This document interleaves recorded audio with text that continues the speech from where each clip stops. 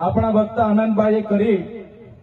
એમનો જન્મ 1875 ખૂંટી જિલ્લાના ઉલહત્તુ ગામમાં થયો.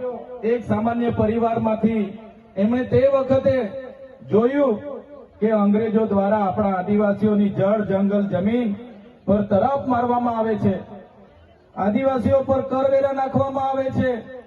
અને 1899માં મુંડા વિદ્રોહ અંગ્રેજો સામે થયો.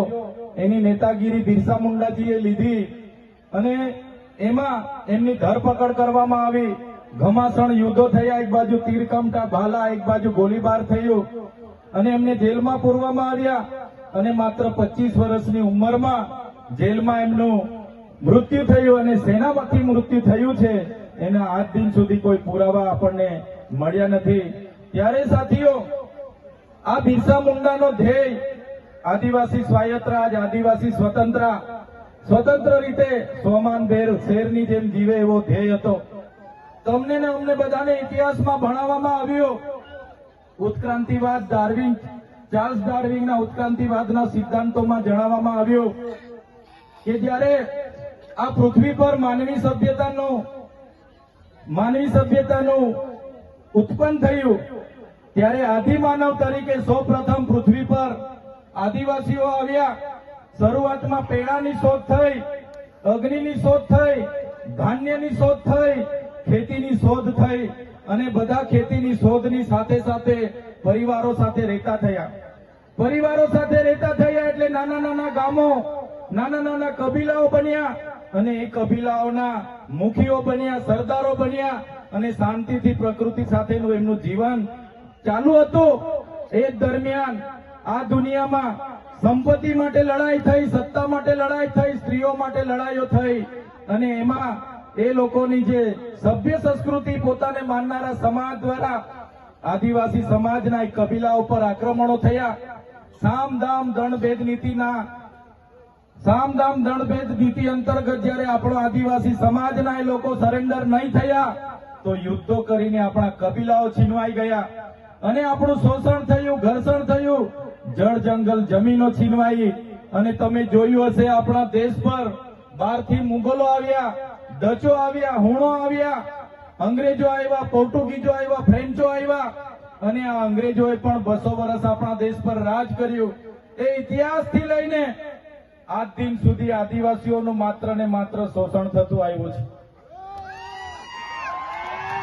ત્યારે આદિવાસીએ આઝાદીની લડતમાં પણ તમે જોયું હશે, તમે બિરસા મુંડાનો ઇતિહાસ વાંચશો, તમે ગુરુ ગોવિંદનો ઇતિહાસ વાંચશો, ટાટિયામામાં ખાદ્ય નાયકનો ઇતિહાસ વાંચશો, તમે માનગઢ ધામમાં થયેલો હત્યાકાંડનો ઇતિહાસ વાંચો, તમે દડવાડામાં પાલ દડવામાં થયેલો હત્યાકાંડનો ઇતિહાસ વાંચો, તો આ ઇતિહાસમાં આદિવાસીઓએ અંગ્રેજોને હંપાવ્યા પણ કૂટનીતિ કરીને અંગ્રેજોએ આપણા લોકોને નરસંહાર કરી અને આપણા વિસ્તારમાં આપણા ક્રાંતિકારી લોકોને શહીદી વહોરવી પડી. દેશના આઝાદીમાં આપણું આટલું મોટું યોગદાન હતું. દેશ આઝાદ થયો, દેશમાં લોકશાહી આવી, લોકશાહીમાં દેશમાં બંધારણ બન્યું અને બંધારણની કલમમાં 444, 244, 13 કમાં આપણા વિસ્તારને 5મી અનુસૂચિ તરીકે જાહેર કરવામાં આવ્યો. એ જ પ્રકારે દેશના આસામ હોય, સિક્કિમ હોય, મિઝોરમ હોય, નાગાલેન્ડ હોય, મેઘાલય હોય, તમામ રાજ્યોને અનુસૂચિ 6 અંતર્ગત સમાવેશ કરવામાં આવ્યો. ત્યારે અનુસૂચિ 6 ત્યાં લાગુ કરવામાં આવી અને ગુજરાતમાં આજ દિન સુધી અનુસૂચિ 5 લાગુ કરવામાં નથી આવી. અને આ સત્તામાં બેઠેલા લોકો અનુસૂચિ 5 લાગુ હોવા છતાં પોતાનો સત્તાનો દુરુપયોગ કરીને આદિવાસીઓની જમીનો છીનવી રહ્યા છે, આદિવાસીઓના ખનીજો છીનવી રહ્યા છે, કુદરતી સંપાદનો છીનવી રહ્યા છે. રોડના નામે, ડેમના નામે, આ વિસ્તારમાં કોરિડોરના નામે, જીએમડીસીના નામે, હાઇડ્રો પાવરના નામે, જીઆઈડીસીઓના નામે, સરકારી આવાસોના નામે, સ્ટેચ્યુના નામે આજે આદિવાસીઓને એમની જમીનો છીનવાઈ રહી છે. આજે આખા દેશમાં 80 લાખ આદિવાસીઓ વિસ્થાપિત થયા છે. એ આ સરકારો દ્વારા કરેલી દેન છે સાથીઓ.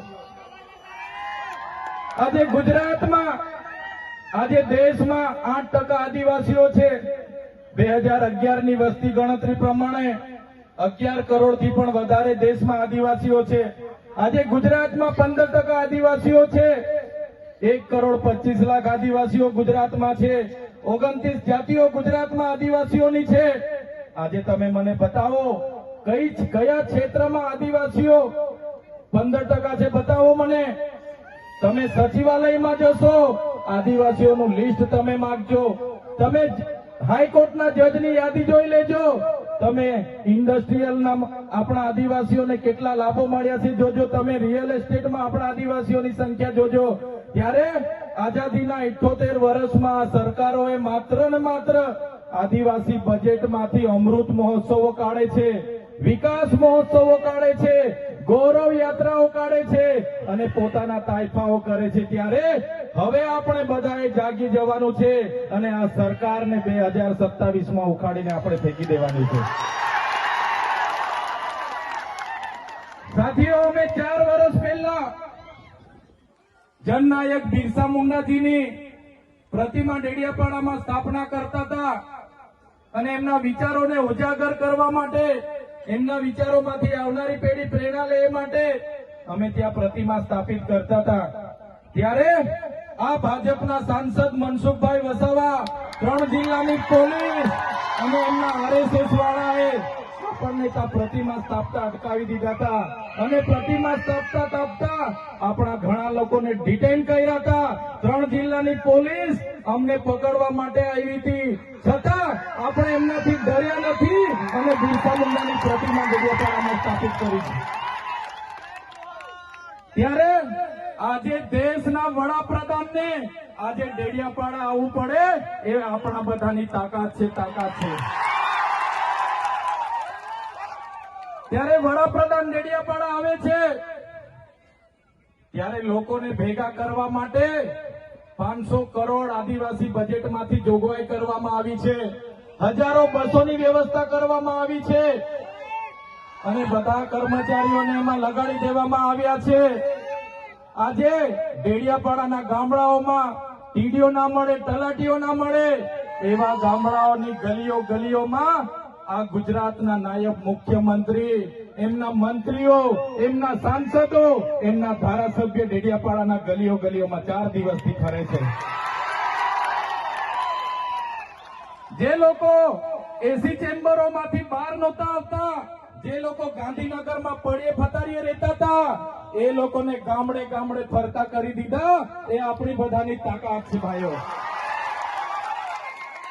ત્યારે નરેન્દ્રભાઈ મોદી આપણા કુળદેવી માતાના દર્શને જવાના છે. દેવ મોગરા એ મહારાષ્ટ્ર, મધ્યપ્રદેશ, ગુજરાત અને રાજસ્થાનના લાખો લોકોનું આસ્થાનું કેન્દ્ર છે અને દેવ મોગરા જઈને રાજનીતિ જયારે કરવા માંગે છે ત્યારે નરેન્દ્રભાઈ મોદીને હું આ મંચ પરથી કહેવા માંગુ છું, તમને જો આદિવાસીઓ માટે હિત હોય તમે દેવ મોગરા જજો, તમે હિજારી લઈને આવજો, તમે મવડાનો ચોખ્ખો દારૂ 1 બોતલ લઈને આવજો, તમે એક મરઘો લઈને આવજો, એક બકરો લઈને આવજો. દર્શન કરીને એની પ્રસાદી કરીને તમે ત્યાં જ જમીને પછી જજો. ત્યારે અમે માનીશું કે તમે આદિવાસીઓના હિતેચ્છુ છો. તમે આદિવાસીઓ માટે આજ દિવસ સુધી તમે 24 વર્ષથી રાજનીતિમાં છો. આગળ મુખ્યમંત્રી હતા, હમણાં વડાપ્રધાન છો. આદિવાસીઓ આજે શિક્ષક માટે આંદોલન કરે છે, શાળા માટે આંદોલન કરે છે, નર્મદાના પાણી માટે આંદોલન કરે છે, પોતાની જમીનો બચાવવા આંદોલન કરે છે, જીએમડીસીઓ હટાવવા આંદોલન કરે છે, જીઆઈડીસીઓમાં રોજગાર માટે આંદોલન કરે છે. ત્યારે નરેન્દ્રભાઈ મોદીજીને કહેવા માંગુ છું, હવે અમે લડેંગે, જીતેંગે, જિંદાબાદ, મુર્દાબાદ આવેદન નિવેદન કરવા માંગતા નથી. હવે અમે લડવા માંગતા નથી. હવે ધરણા પ્રદર્શન બંધ, હવે આંદોલન બંધ. જો અમારી 5મી અનુસૂચિ, જો અમારા પૈસા જો અમારી અનામત, જો અમારી 73 એની જમીનોને આવનાર દિવસોમાં જીએમડીસીના નામે માગશો, માલસામોટ પ્રોજેક્ટના નામે માગશો, હાઇડ્રો પ્રોજેક્ટના નામે માગશો, અણુમથકના નામે માગશો, તો અમે આંદોલન નથી કરવાના, અમે નેપાળવાળી કરવા માટે ગાંધીનગર આવવાના છે. અમે નેપાળવાળી કરવા માટે ગાંધીનગર આવીશું. તે દિવસે તમારો ને અમારો સામનો થશે તે દિવસે ખબર પડશે ઓરિજિનલ આદિવાસીઓ કોણ છે તે. ત્યારે કેટલાક મીડિયાવાળા મિત્રોએ મને પૂછ્યું, તમારા ડેડિયાપાડામાં નરેન્દ્રભાઈ મોદી આવે છે, તમારું બધું પૂરું થઈ જાય. ત્યારે મેં મીડિયાવાળાને મિત્રોને કીધું, નરેન્દ્રભાઈ મોદી આવીને જાય પછી એમના મિત્ર ડોનાલ્ડ ટ્રમ્પને પણ લઈ આવજો. અમારા લોકોને ક્યાંય ફેર પડવાનો નથી. હવે અમારા લોકો જાગી ગયા છે, અધિકારોની વાત કરીએ છીએ. સંવિધાન અધિકારો અમને આપો, સામાજિક અધિકારો આપો. અમને જે મળેલી અમારા અધિકારોની વાત અમે કરીએ છીએ ત્યારે અમને ખબર પડી ગઈ કે આદિવાસી સમાજ હવે જાગૃત થયો છે. ત્યારે બિરસા મુંડાના રથ જયારે લઈને ફર્યા, એમના મંત્રી તંત્રી મારું નામ લઈને મને ગાળ બોલે કે પેલો ચૈતર વસાવો અહીંયા આવે છે, આમ કરે છે, તેમ કરે છે, ફલાણું કરે છે, ઢીકણું કરે છે. એ મંત્રીઓને પણ કહેવા માંગુ છું, એ પ્રદેશ પ્રમુખને પણ કહેવા માંગુ છું, ચૈતર વસાવાને ગાળ બોલવાથી અમારા આદિવાસીઓનું ઉત્થાન નથી થવાનું. તમે આદિવાસીનું ઉત્થાનની વાત કરો. મને ગાળ બોલવાથી અમારા લોકોનો જો વિકાસ થઈ જવાનો હોય તો હું દરરોજ તમારી ઓફિસે તમારી ગાળ ખાવા માટે પણ તૈયાર છું. સાથીઓ, અમે આનંદભાઈ સાથે વિધાનસભામાં લડીએ, રોડ પર લડીએ, સદન પર લડીએ અને આદિવાસીઓની ન્યાયની વાત કરીએ, અધિકારની વાત કરીએ. આ લોકોને ગમતું નથી. આનંદભાઈ પર અનેક કેસ થાય, મારા પર અનેક કેસ થાય, અમને જેલોમાં નાખવામાં આવે, પણ અમે આ સરકારની જેલોથી અમે ડરવાવાળા લોકો નથી, અમે લડવાવાળા લોકો છીએ. સાથીઓ, આ મંચ પરથી કહેવા માંગીએ છીએ, આ ચૈતર વસાવાને, અનંત વસાવાને જયારે સમાજની જરૂર પડશે અમે આ ધડ ધરવા માટે પણ તમારી સાથે તૈયાર છે. આ ધડ ધરવા માટે પણ અમે સમાજ માટે તૈયાર છે. એક ગુજરાતના મુખ્યમંત્રી ભૂપેન્દ્રભાઈ પટેલ, એક ગુજરાતના ઉપમુખ્યમંત્રી હર્ષભાઈ સંઘવીની પોલીસમાં પાણી નથી કે આ ચૈતર વસાવા અનંત પટેલને અરેસ્ટ કરી શકે. ત્યારે સાથીઓ, જાગવાની જરૂર છે. આગળ ડોક્ટર સાહેબે કીધું, આપણી જે મૂળ સંસ્કૃતિ છે આપણે ભૂલી જાયેલા. આપણો નંદરિયો દેવ, આપણો ગામનો હિમારિયો દેવ, આપણો વાઘદેવ, ગોવાળદેવ, આપણો કાળિયો ભૂત, આપણે ધરતી માતાને પૂજનારા, આપણે નદી નાળાને પૂજનારા, આપણે ચંદ્ર અને સૂર્યને પૂજનારા, આપણે પ્રકૃતિના પૂજક તરીકે છે. ત્યારે જન્મ મરણની વિધિ, લગ્નની વિધિ આપણે ભૂલી ચાલ્યા છે. ત્યારે આજે આ લોકો આપણા પર જાતિનો દાખલો માંગે છે, પુરાવા માંગે છે. ભણેલા છોકરાઓને પૂછી લો. સાથીઓ, જે આપણી રીત પરંપરાઓ છે, આપણો જે પહેરવેશ છે, આપણા પૂર્વજો આઝાદી પહેલા ઓળખી કાઢતા હતા. ગોરા અંગ્રેજો આવ્યા, એમના પહેરવેશ, એમની બોલી પરથી આપણા પૂર્વજો જાણી ગયા કે આપણા દુશ્મન છે. આજે તો આપણે એ લોકોની સંસ્કૃતિ અપનાવતા થઈ ગયા, એ લોકોના પેન્ટ શર્ટ પહેરતા થઈ ગયા, એ લોકોના જીન ટી શર્ટ પહેરતા થઈ ગયા, એ લોકોના બૂટ સૂટ આપણે પહેરતા થઈ ગયા. આપણી બહેનો પણ આજે પંજાબી પહેરતી થઈ ગઈ, ડ્રેસ પહેરતા થઈ ગયા, ચણિયા ચોરી પહેરતી થઈ ગઈ, જીન્સ ટી શર્ટ પહેરતા થઈ ગયા. ત્યારે આવનારા દિવસોમાં આપણો દુશ્મન કોણ છે તે આપણને ખબર પડવાની નથી. ત્યારે આપણે મૌલિક નૈતિક મૂલ્યો આપણે જાળવવા પડશે. આપણી બોલી ભાષા આપણે સાચવવી પડશે.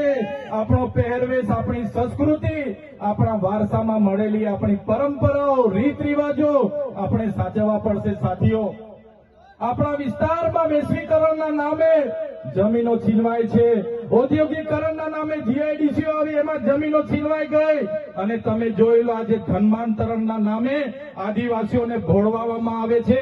આજે શિક્ષણના નામે ધર્મના પ્રચારો થાય છે. ત્યારે મારા આદિવાસી સાથીઓને કહેવા માંગુ છું, જે દિવસે આપણે આદિવાસી તરીકે મટી જઈશું તે દિવસે આપણું અનામત પણ આપણને મળવાનું નથી.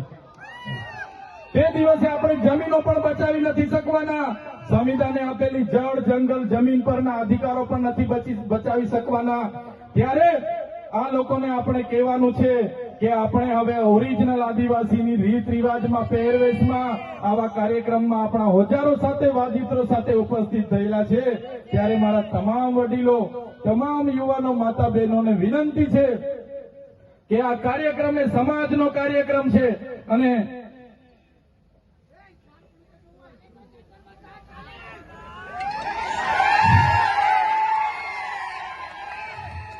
આજનો આ કાર્યક્રમ એ આપણી સમાજની તમે એકતા બતાવી છે. આજે ભાજપના એ નેતાઓને, ભાજપના એ મુખ્યમંત્રી, ઉપમુખ્યમંત્રીને અને ભાજપના એ વડાપ્રધાનને આ આદિવાસીઓની તાકાત આજે આપણે બતાવી દીધી છે. એ બદલ બધાનો ખૂબ ખૂબ આભાર. આ આપણી તાકાત છે. અને જ્યારે પણ કોઈ જીએમડીસી ની વાત આ વિસ્તારમાં લઈને આવશે, જ્યારે પણ આ વિસ્તારમાં હાઇડ્રો પ્રોજેક્ટના નામે ગામડાઓ વિસ્થાપિત કરવાની વાત કરશે, કોરિડોરના નામે ગામડાઓને વિસ્થાપિત કરવાની વાત આવશે, માલસામોડ પ્રોજેક્ટના નામે ગામડાઓ વિસ્થાપિત કરવાની વાત આવશે, કે કેવડિયાની મારી બહેનોને હેરાન કરવાની વાત આવશે, તે દિવસે પણ આવો ઘોડાપુર આપણે પહોંચવાનું છે. તે દિવસે પણ ઘોડાપુર થઈને આપણે પહોંચવાનું છે. ત્યારે મારા સાથીઓ, મારા વડીલો, મારા યુવાનો, બાળકો, સૌ તમે પોતાના વિસ્તારમાંથી પોતાના રોટલા ખાઈને, પોતાના ભાડે થઈને તમે અહીંયા પહોંચેલા છો. ત્યારે આ જ તમારો ભાવ, આ જ તમારા અમારા પ્રત્યેનો પ્રેમ, આ જ તમારો સહકાર અમારી તાકાત છે. આજે અનંતભાઈ અને હું જ્યારે આવડી મોટી સરકાર સામે લડતા હોય, આ સરકાર પર પોલીસ છે, આર્મી છે, એમના કલેક્ટર છે, એમના એસપી છે, એમની કોર્ટો છે, એમનું તંત્ર છે, યંત્ર છે, મંત્ર છે, પણ અમારી સાથે